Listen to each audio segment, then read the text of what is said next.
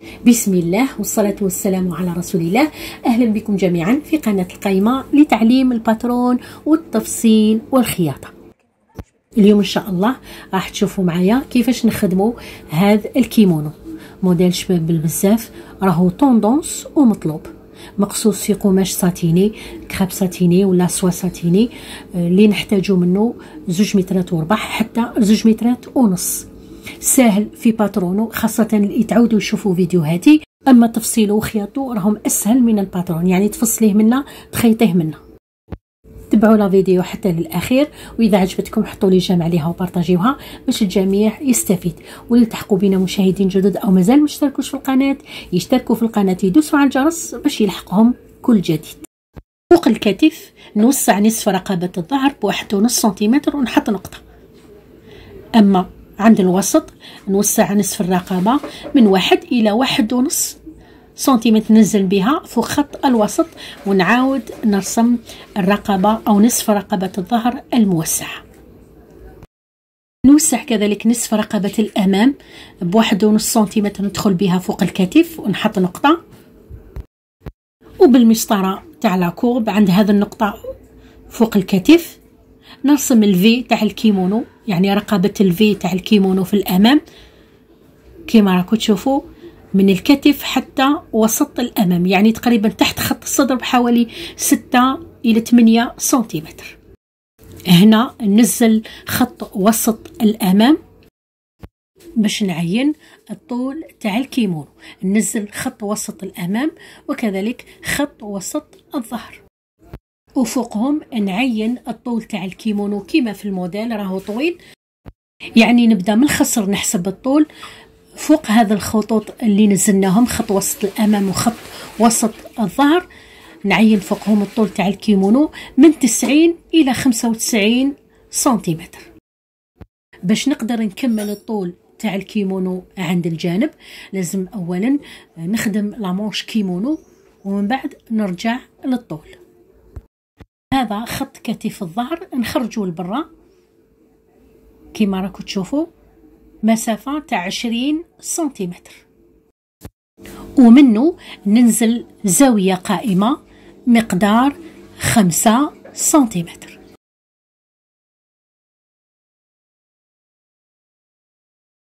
نفس العملية نقوم بها من جهة الأمام، يعني خط كتف الأمام نخرجوا لبرا مسافة 20 سنتيمتر، ومن النقطة تاع 20 سنتيمتر ننزل زاوية قائمة مسافة 5 سنتيمتر.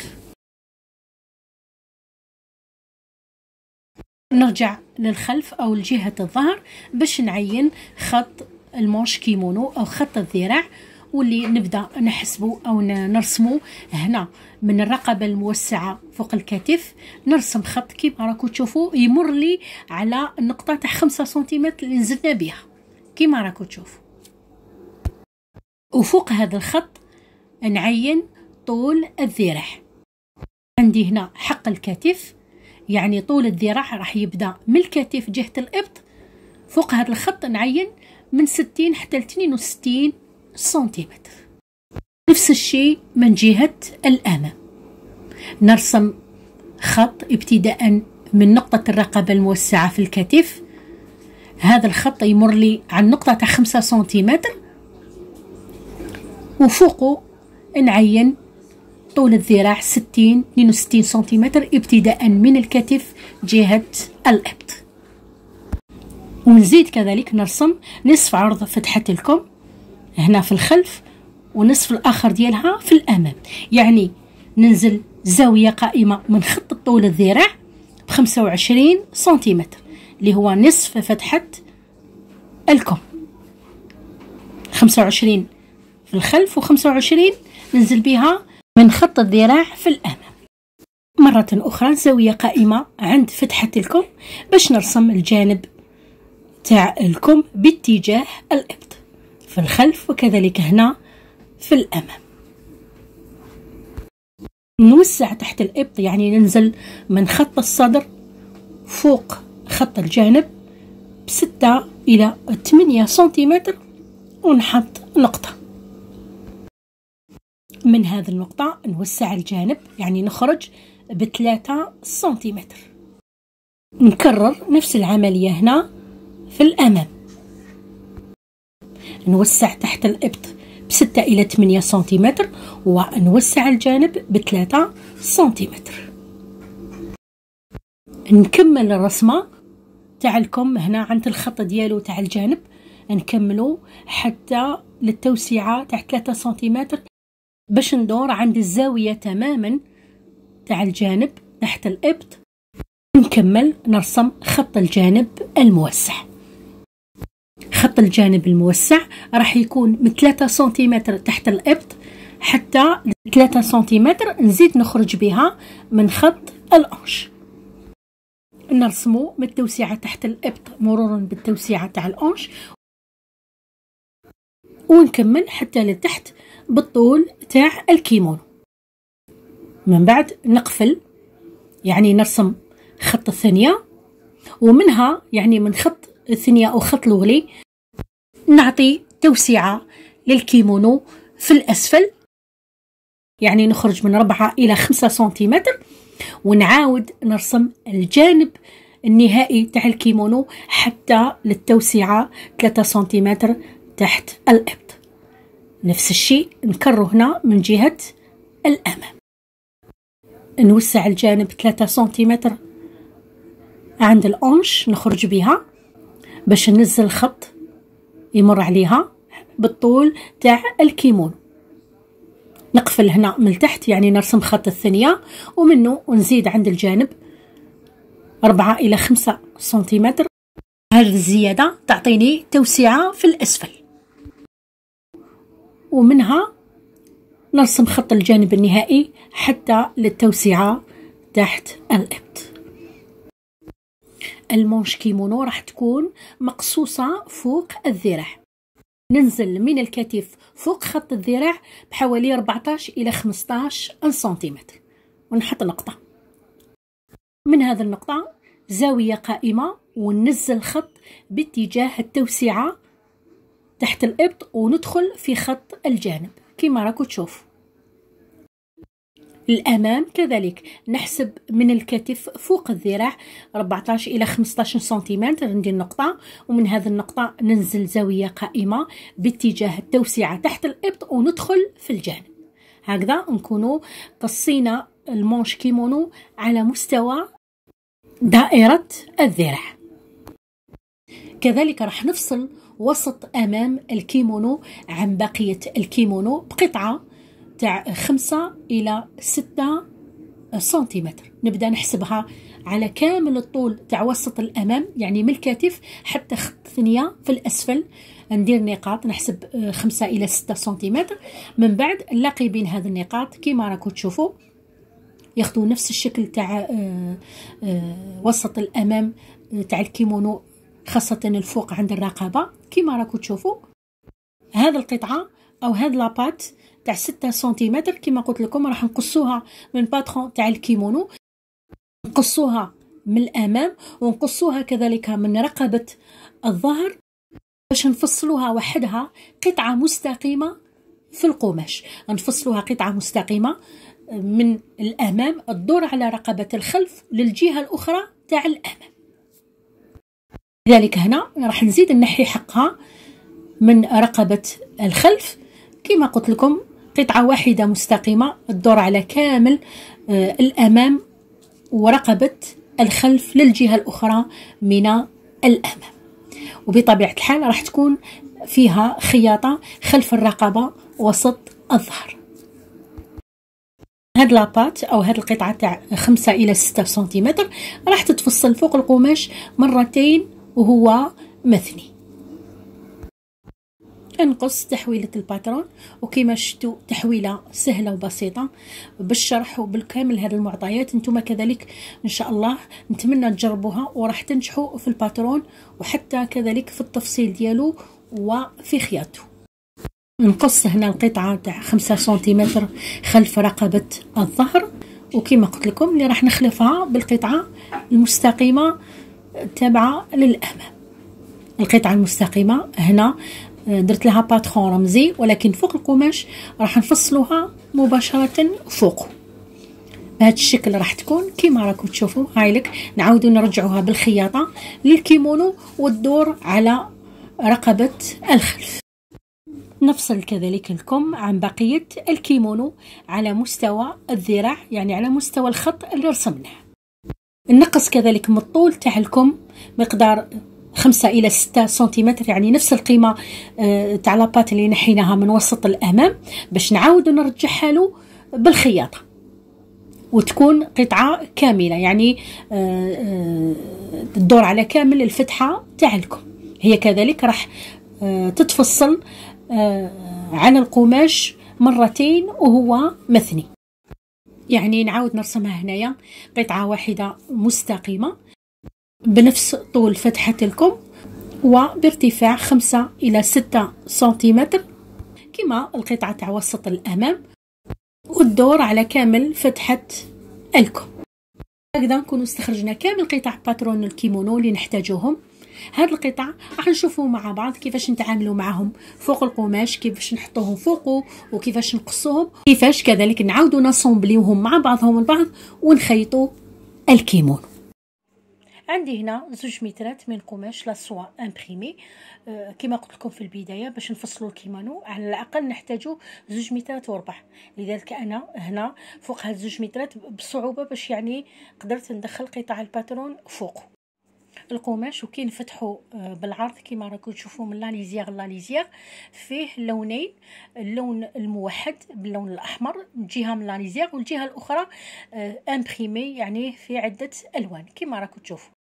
هنا كما تحبوا، اذا عندكم قماش كما هذا تقدروا تخيروا الجهه الامبريمي يعني اللي فيها الالوان للجهه الفوقانيه تاع الكيمونو والجهه الاني للاسفل، والى العكس يعني الجهه الموحده باللون واحد للفوق والجهه بعده الوان في الاسفل.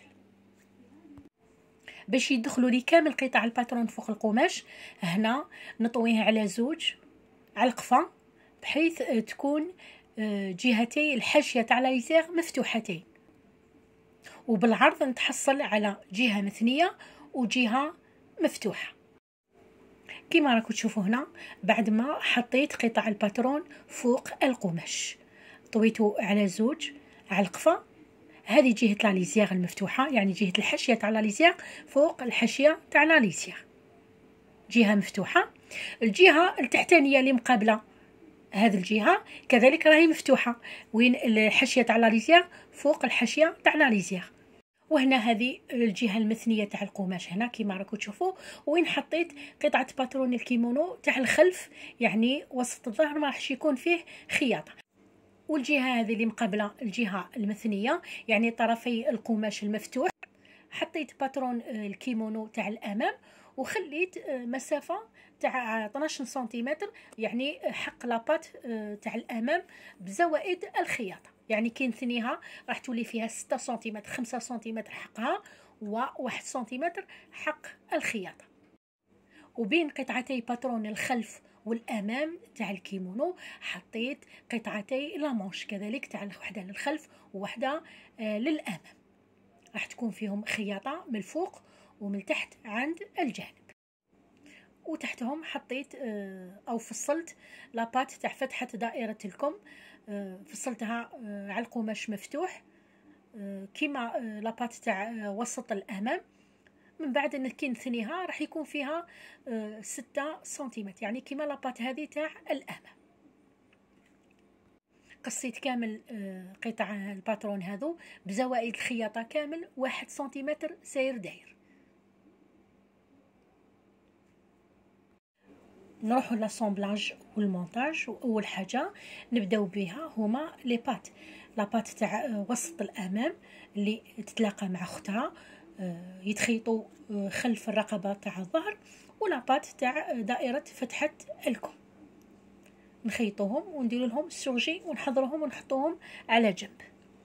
نبداو كذلك المونتاج تاع الامام والخلف تاع الكيمونو، هذو قطعتي الامام تاع الكيمونو نصومبليهم كيما راكم تشوفوا مع بعضهم البعض، الكتف مقابل الكتف، ونروح نخيطهم فوق الماكينه.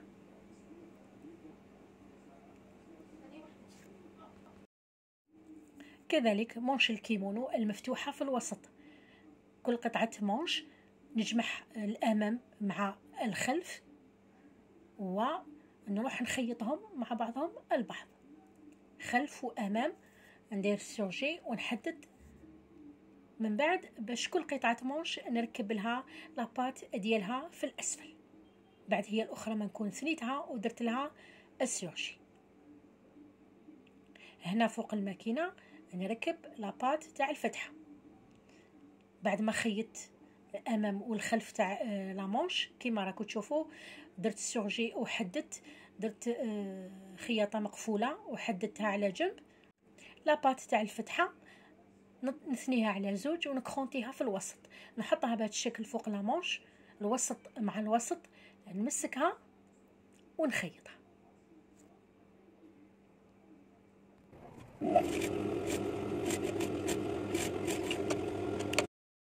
زوايد الخياطه اللي درتهم ندير لهم السيرجي خياطه مقفوله ونحدد. كنت كذلك اسامبليت وخيطت الكتف مع الكتف امام وخلف تاع الكيمونو، وركبت لاباط تاع الامام بنفس الطريقه كيما ركبنا لاباط تاع فتحه الكم، لكن شوفوا هنا لاباط راهي ناقصه، القطعتين ما وصلوليش عند وسط الظهر كيما راكم تشوفوا هنا. راح نضيف لهم قطعه واحده اخرى باش نوصلهم مع بعضهم البعض خلف الظهر، على الرغم من اني فصلت كيف فصلت لاباط، فصلتها كامل، خديت كامل العرض تاع القماش من لاليزيغ حتى اللاليزيغ، حتى العرض تاع لاباط وسط الامام تحصلت عليه بكل صعوبه. الزبونه جابت لي غير 2 مترات، يعني شويه منا وشويه منا، وعلى حساب لي فالور دو كوتور باش قدرت يعني نقص ونفصل قطع الباترون. لذلك نتوما في القماش العادي كيكون ماشي امبريمي ننصحكم تشرو بزياده، يعني 2 مترات وربع على الاقل، او 2 مترات ونص، هكذا راح تفصلوا الكيمونو تاعكم بكل راحه. اذا هنا وصلت جهه من لاباط بقطعه القماش، نزيد كذلك الجهه الاخرى من لاباط نوصلها معها، وهكذا نكونوا حلينا المشكل تاع وسط الظهر بهذه القطعه تاع القماش. يعني الخياطه راح تكون خلف الظهر، ما راحش تبان بعد ما نحدوها مليح، خياطه مفتوحه كيما راكم تشوفوا.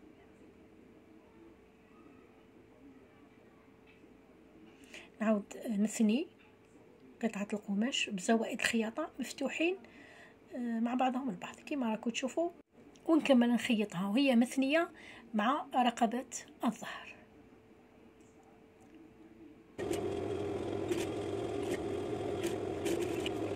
من بعد كامل هذه الخياطه تاع لاباط وهي مثنيه مع الكيمونو نقفلهم بالسيرجي خياطه مقفوله ونحدد. وهنا كما راكم تشوفوا الكيمونو تاعنا بدا يبان بعد ما ركبت له الاكمام قبل ما نقفلو من عند الجوانب، يعني ركبت له لي مونش وهو مفتوح كما راكم تشوفوا. لي مونش كذلك ركبت لهم لاباط ديالهم وهي مثنيه، درت لها السيرجي الجهه الاخرى من لا مونش كما راكم تشوفوا، درت السيرجي خياطه مقفوله، كذلك لاباط تاع وسط الامام واللي تدور على رقبه الظهر كامل قفلت زوائد الخياطه مع بعض بالسيرجي وحددت كما راكم تشوفوا. يبقى لي هنا فقط نروح نقفل الكيمونو عند الجوانب، يعني نجيب الخياطه الجانب نبداها من فتحه الكم، نقفل الكم ونكمل نقفل الجانب تاع الكيمونو حتى لتحت. بعد ما نخلص ونقفل الجهتين زوائد الخياطه ندير لهم السيرجي خياطه مقفوله، نحدد ونروح نشوفوا الكيمونو تاعنا كيفاش خرج فوق المارك. وفي الاخير نقول لكم نتمنى انكم استفدتوا من هذه التجربه ومن هذا الدرس، الى ان نلتقي في فيديوهات اخرى وموديلات اخرى ودروس اخرى. الى اللقاء.